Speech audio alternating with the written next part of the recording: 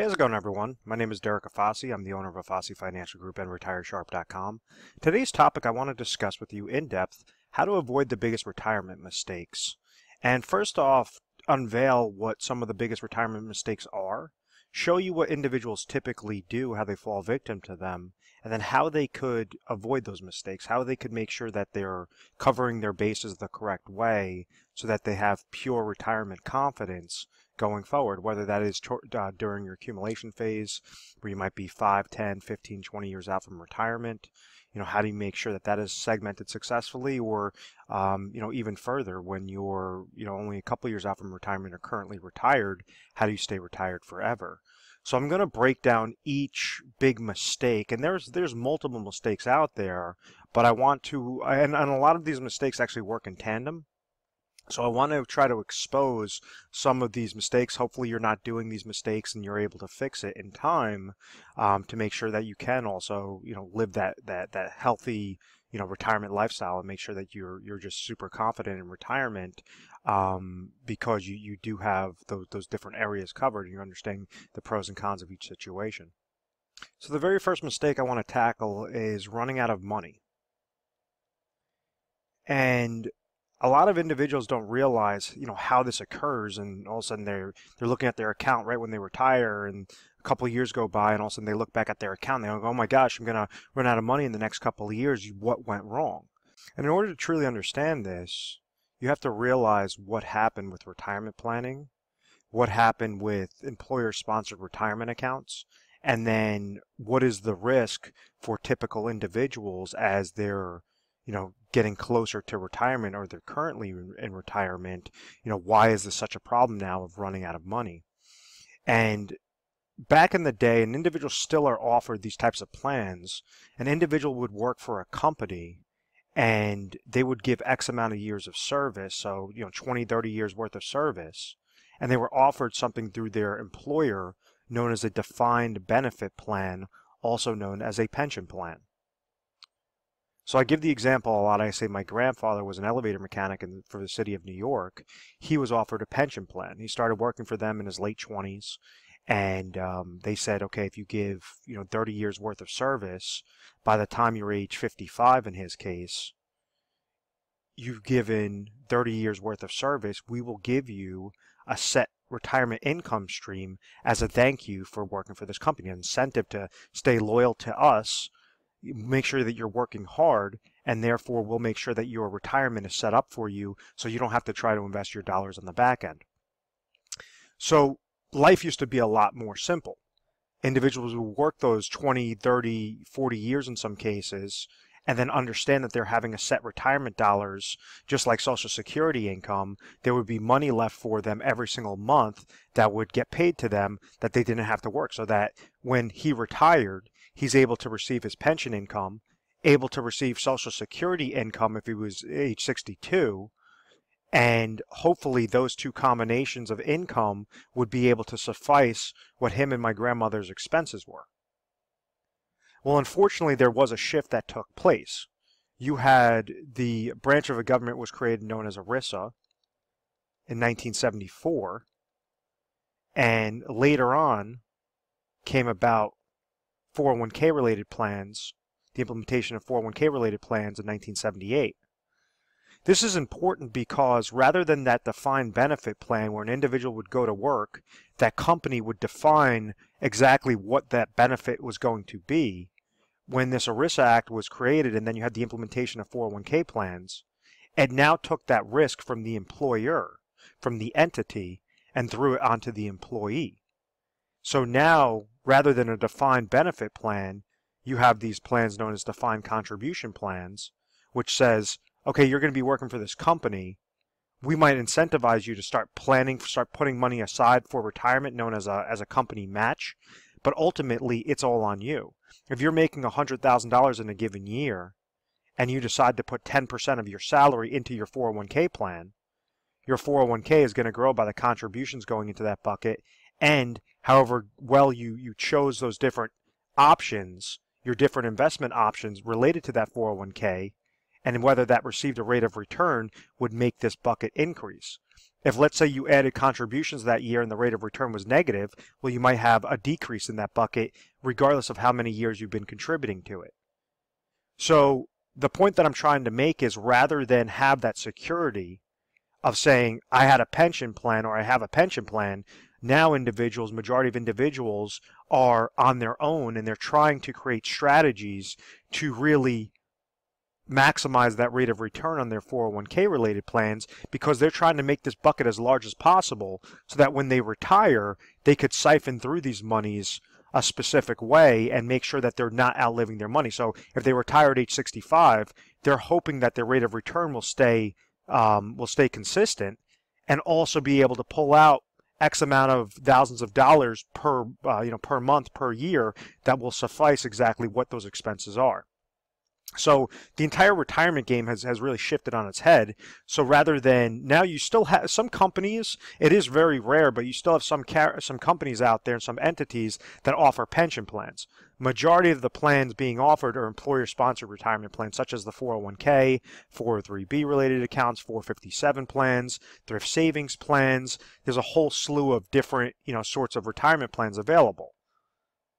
So if you understand that concept, that 401k related plans were implemented right in 1978, and now this is looking at the historical rates of the Dow Jones Industrial Average over the past 100 years, you notice that yes, the Dow Jones Industrial Average did go up, so the market did go up, but now you had this extremely large boom that took place from 1980 all the way through 1999. There's over 1,200% growth into the market. The reason why that chart is so important is because it shows how the mindset was essentially tricked to thinking that if individuals just keep over max funding their 401k related accounts, it doesn't matter what they contributed into their 401k related plan, that rate of return is going to have a very high positive impact. So it basically poisoned the mindset of saying that, okay, it doesn't matter, the market's just always going to go up, and therefore by the time I retire, I could take out very large distributions from my retirement bucket and never worry about outliving it, because I have nothing to worry about. The market's just always going to be booming, booming, booming. And unfortunately, we've seen shifts. We saw a shift in 2001. We saw a very large shift in 2008. And it showed us that no, in reality, the market could be volatile. You've had the tech bubble bursting, the Great Recession that occurred, and then on top of it, you now have those baby boomers that were placing dollars into the market now have to sell out of the market, liquidate their shares, liquidate their funds to therefore use as retirement income. So if you have more individuals that are selling out of the market than placing dollars into the market, obviously that could create a problem. So individuals in the 1990s and early 2000s, what they would do is say, okay, well, I'm noticing that the market could potentially go down. I'm just going to take my dollars and I'm going to invest them into a fixed account. Bank CDs are paying 8%. They're paying 10%. Fixed annuities are paying 8%. They're paying 10%. So when somebody's utilizing a fixed account, what they're essentially doing is saying, okay, I have $100,000. And let's say hypothetically you had a fixed account that was paying 10% rate of return. This individual could go get set up into that product. Let's say it was a 5-year product, receive interest each year for those 5 years. So they're receiving $10,000, $10,000, et cetera, et cetera. After those 5 years, that individual has the $100,000 left over, and therefore they could reinvest it in a new 5-year contract. So, which is not a bad strategy. The only problem is interest rates hit all-time lows. So instead of a bank CD paying or a fixed annuity paying 8-10%, now you're lucky to see a bank CD paying anywhere between 1 to 2% for that same duration of time. A fixed annuity paying 3%, 3 to 4% for that same duration of time. So everything has essentially shifted. You have market volatility, and instead of going into those types of fixed accounts where an individual would just be able to preserve their dollars and live off the interest, that's been thrown out the window. So now, there has to be a strategy in place. So what individuals try to do is they say, okay, well, this market thing, I remember having good growth. Maybe I'll just be a little bit more conservative and still invest in the market, and hopefully everything should work itself out. that hope is the big question mark, and that's where the first retirement mistake is outliving their money. And what I mean by that is a concept known as reverse dollar cost averaging. Let me clear off the screen. So what reverse dollar cost averaging does, it's a computation of negative aspects towards retirement accounts that is the leading cause to make individuals outlive their money. So if you take that example where an individual was investing their dollars in their 401k plan, and let's say they retire and they're 65 years old and they decide, okay, I want to start pulling monies from these accounts. Well, what do we understand are the negatives with those types of investment related accounts, whether this is a 401k or an IRA? It all comes down to that rate of return and other things, which are, if you think of this like the term of a bucket, there's little holes poked in the bottom of this bucket, and those little holes are known as fees. So like as an example, you have with an individual like 401k, you have 401k related fees, and typically 401ks have mutual funds in them with very expensive mutual fund related fees. Those are obviously two negatives. Those are the fees coming out of the bucket. Those are the little holes. When we add on a downward market loss like 2001, like 2008, that's going to further compound. That's equivalent to slicing this bucket. Then when you try to pull out income from this account, that's going to be a fourth negative. Then you have to incorporate inflation, because individuals in retirement, some of their expenses are going to be fixed expenses. Other expenses are going to be inflationary expenses, meaning the cost of goods and services are going to be increasing to the pace of inflation. So therefore, it forces individuals to increase that income during retirement, and therefore it's further compounding that negative against the account. So a really quick example, and this is just a hypothetical example on this, just for really easy math. Let's just say if you had 401k related fees of 1% and mutual fund related fees of 1%, and you had a downward market loss of 10%, and this individual took out income. Let's say that this person had, $1 million in their 401k related account. And let's say that the 401k related fee was $10,000, the mutual fund related fees were another $10,000, and they got hit with a 10% loss, which is a $100,000 loss. And let's say this person needed $50,000 of income to live off of for that year, and we're not even going to incorporate inflation. What exactly happened to this bucket? Well, from day one, from the beginning of the year, they walked into the year with $1 million. They walked out of the year with minus $170,000. So then their new account value would be looking at $830,000. That's a large problem, because the next year, even if they gain 10% rate of return, or even if they gain that 10% rate of return on their overall value, that 10% rate of return is not $100,000 anymore. That 10% rate of return is $83,000. So this reverse dollar cost averaging is that compound interest regarding the negatives. So how exactly do you get a chokehold on those negatives? How do you reduce those fees? How do you reduce that downward market losses? How do you make sure that when you're receiving income, you're leveraging your components the correct way? You're leveraging your assets and accounts and income sources the correct way for pure retirement confidence. And the number one thing is you have to be mindful of this. You can't just leave your money to chance and say, oh, I'm going to shoot from the hip and hopefully everything will work itself out. Because this is why time and time again, individuals are outliving their retirement dollars, or on the opposite side, they don't have that much money in retirement. So they have to rely on Social Security income, or they have to work well into their 70s just to be able to make sure that they could have enough income before they pass away. And that's not living. That's just a guess. That's a hope that everything's going to work itself out, and unfortunately the numbers are not in favor of individuals not utilizing a strategy. A big problem with employer-sponsored retirement accounts such as the 401k, 403b, TSP is when I'm talking about the contributions, obviously that's controlled. This rate of return is all determined by what those funds that you choose, how well they perform. So when you have those employer-sponsored retirement plans, you typically are going to have options between 5 to 25, funding options to choose from. So think of them as eggs in your basket.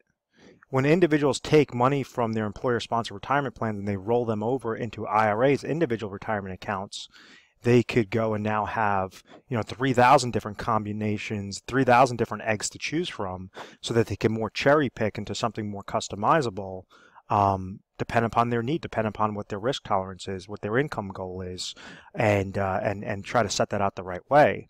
The next retirement mistake that occurs when individuals try to do that, whether that's, accumulating their dollars or rolling them into the IRA and just saying, oh, well, I have more eggs, so therefore I should, more options to choose from, so therefore I'm going to be chasing returns and everything should be doing really well.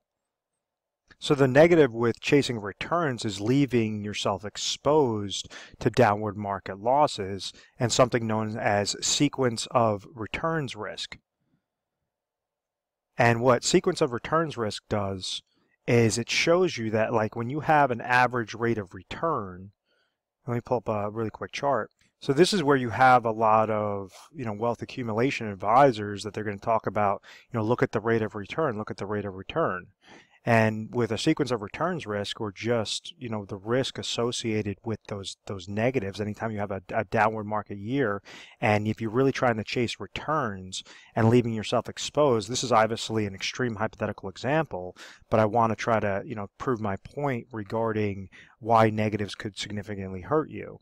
And if somebody had a $100,000 investment, and let's say that, on paper it showed that it gained 50% the first year, then it lost 50% the second year, then it gained 50% the third year, lost 50% the fourth year, gained 50% the fifth year, Wall Street math is going to tell us that this person had an average rate of return of 10%. They would have gained plus 50% at the end of those 5 years. Divide that by 5 years, it would be 10% rate of return. So everything obviously looks on the positive. Well, when we look at the real account value, what occurred, and this is showing that a person is not trying to pull money from this, they would have had that average rate of return, but would have ended up with a value of $84,375. Or if you had $1 million, $843,750 that would have dropped down from that $1 million account. So that would have been a minus 15.625% rate of return in real numbers and real value.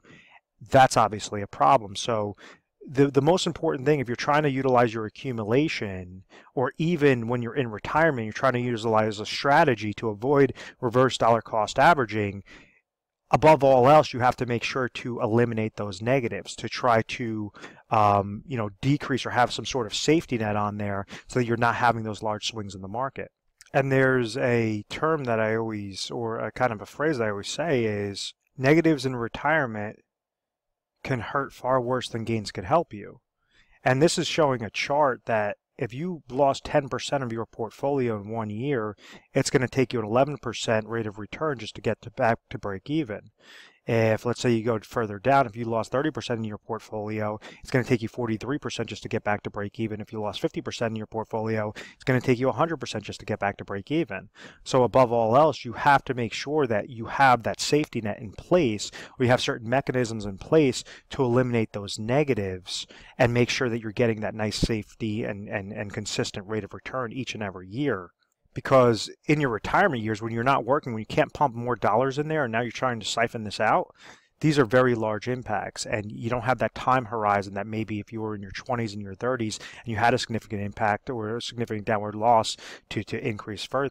And that concept coincides with a term that I use for wealth accumulation, and I say that this is something that I read in a financial publication. It just always stuck with me, is the acronym of TIME.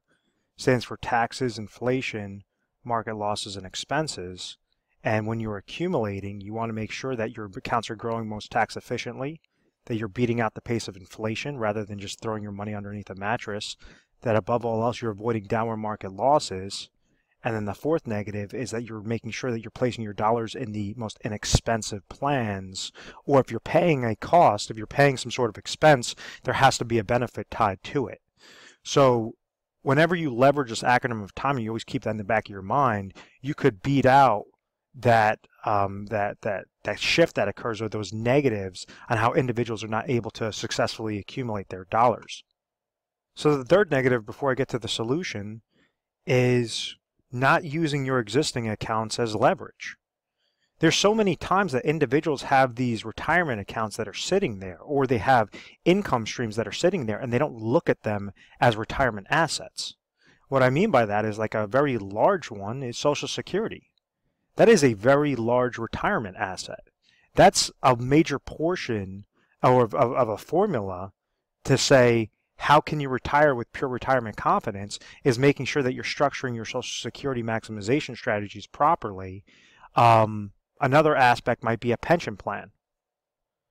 Pension income is obviously income that, rather than increase your expenses and say, okay, I want to take this extra trip when I retire and travel and all this other stuff, if your expenses do not allow and your expenses are at X and your Social Security and pension income just barely beat out those expenses, well, you have to put yourself on a budget. You can't go and say, oh, well, I worked my tail off all my life, and now I want to enjoy it, and now I just want to burn through all my money. And if you don't have that disciplined mindset, you're never going to be able to properly retire. You're going to fall victim to those large retirement mistakes. And it all comes down to, the culmination of this entire video comes down to not having a plan and just hoping everything will work out. Trusting an advisor because, he's trying to speak in this technical financial jargon and just, talk over you. That's not the correct way to do it, because there's many people out there that have many financial advisors, and unfortunately, they're not even beating out what a simple index like an S&P 500 index or Dow Jones Industrial Average index is doing. So there has to be an actual strategy in place, and you have to make sure that you're segmenting your dollars towards specific lanes. A really easy strategy.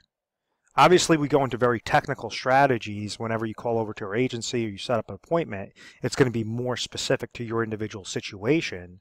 But a very basic strategy that you guys could use from just watching this video is make sure that you're segmenting your dollars to 3 main goals. Goal number 1 is you have ample amount of income sources. Goal number 2, you have ample amount of emergency funds. Goal number 3, you have inflationary protection, or strategy for inflationary protection.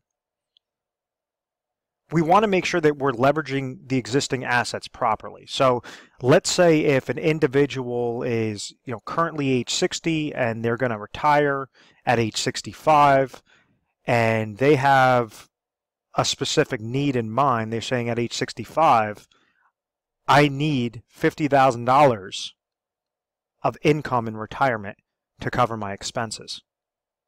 So the first most important aspect is that need. Rather than take a guess, there's different things out there. You could look at budgeting sheets online. You could give us our agency a call. We could send you over budgeting sheets. But it's all about breaking this down to the decimal point on what are going to be those retirement expenses. So that brings us to step 1, income sources. Remember, we want to leverage what you already have so that you could leave as much money in your pocket, less worry in your pocket at the end of the day. So let's say if this person receives Social Security income, has a small pension, and then they have nothing else. They have basically, we'll say that they have a 401k related plan of $500,000. How exactly can we make sure that these 3 bases are covered? Well, the first thing, let's say that Social Security income is coming to them at $30,000. They hit age 65, Social Security income will be $30,000. Pension income, let's say they have a small pension of another $10,000. What that goes and tells us is that out of their overall picture, and they have obviously a 401k account that's sitting at $500,000. What that goes and tells us is obviously these 2 income sources are giving them $40,000, but they have a $50,000 need, and therefore there's a $10,000 gap. So this is where they could leverage their 401k account, roll that over into a specifically designed IRA account, and this first portion, for the income, we would place it into a safe income product, would be an IRA annuity. If they're currently age 65 and they have 5 years worth of deferral, what we would find them is the best mathematical annuity for that individual, dependent upon his state, age 60, looking to trigger lifetime income from an annuity at age 65. So let's say out of this $500,000, it's going to cost this person $100,000 to roll into an IRA annuity utilizing an income rider that will produce them $10,000 every single year. So out of this $500,000, after after IRA number one, this person now has $400,000 left over in their 401k account, which now brings us down to step two. Step two is emergency funds. Rule of thumb is that an individual should have in between 6 to 12 months of emergency funds available to them at all times in case of a healthcare related expense, in case of some sort of emergency that could occur, even if something they want to take a trip or visit family or whatever that is, a death in the family, some sort of oh my gosh moment that occurs. So if this person has $50,000 of income or of expenses per year, we want to leave about $50,000 into some sort of liquid cash. So maybe that means out of this $400,000, they take $50,000 and they place that into a money market IRA. So this is IRA number two, which is just with a money market. So it's not really going to gain, it's not going to lose. It's just something very safe, like a cash account that's sitting there that this individual could leverage as that type of emergency fund supplement. So now, rather than take the $500,000, and what happens is with a lot of insurance-related agents, what they try to do is say, oh, roll all $500,000 into an IRA annuity, and you'll be fine. You'll have more income than you know what to do with. That's not setting up a plan. That's not setting up a strategy. What that's doing is giving that advisor a nice large lump sum commission, and most likely you never hear from that guy after after months after he sold that to you, or after a year after they sold that to you. It's very, very common. We get these phone calls in every single day into the office of saying, yeah, my advisor set me up a couple of years ago. I never heard from him ever again.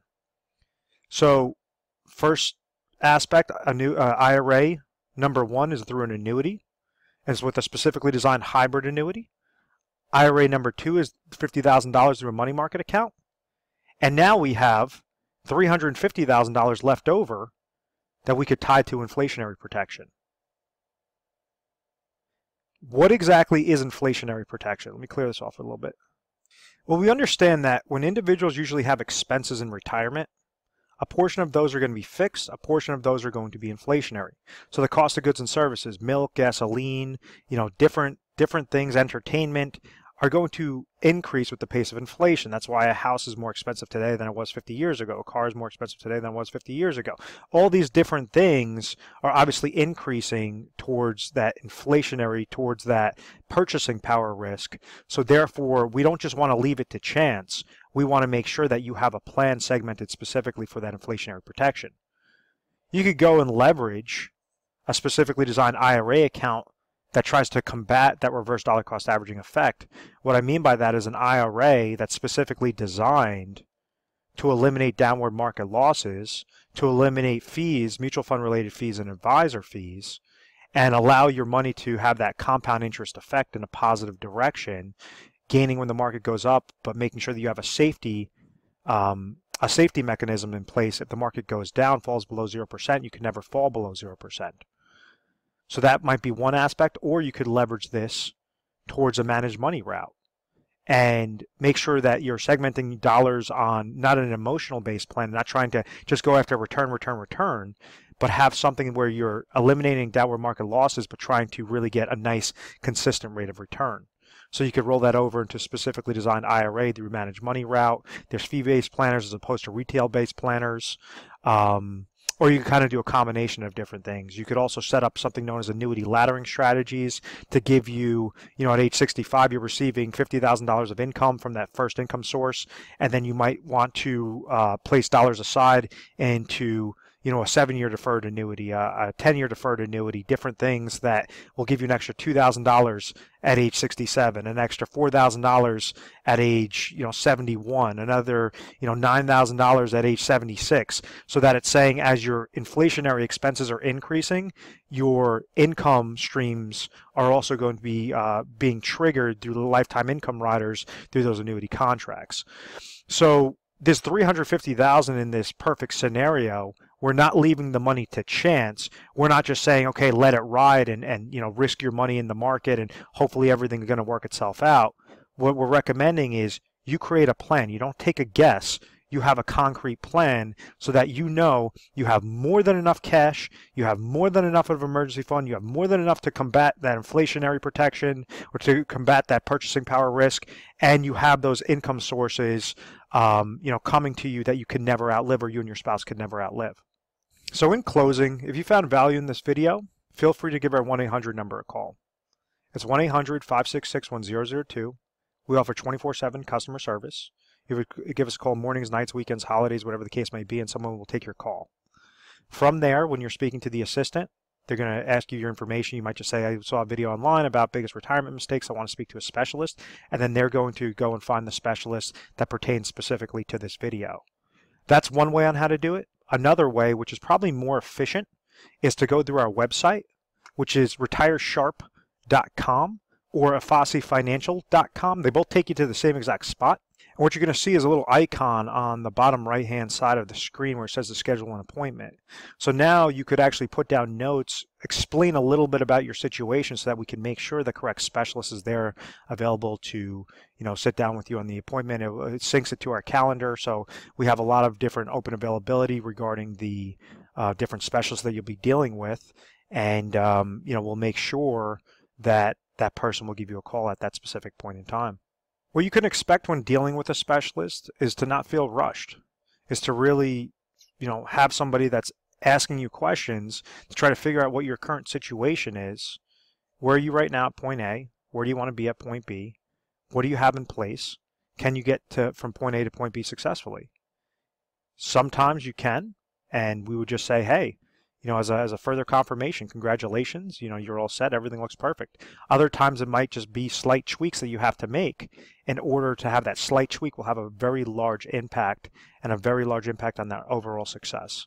So understand, avoid the negatives, avoid the biggest retirement mistakes. I really hope that you found value in this. When dealing with a specialist, we try to educate you first and foremost through personalized videos, literature pieces, different things to make sure that you're very comfortable. We're A+ rated on the Better Business Bureau. We've always had very good reviews. We've never had any complaints, and it's because of this methodical process, or what I believe is because of this methodical process. Thank you very much for watching this video, and please make sure to subscribe to our YouTube channel, Retire Sharp, so you can have access to the most updated videos. Thanks so much, guys.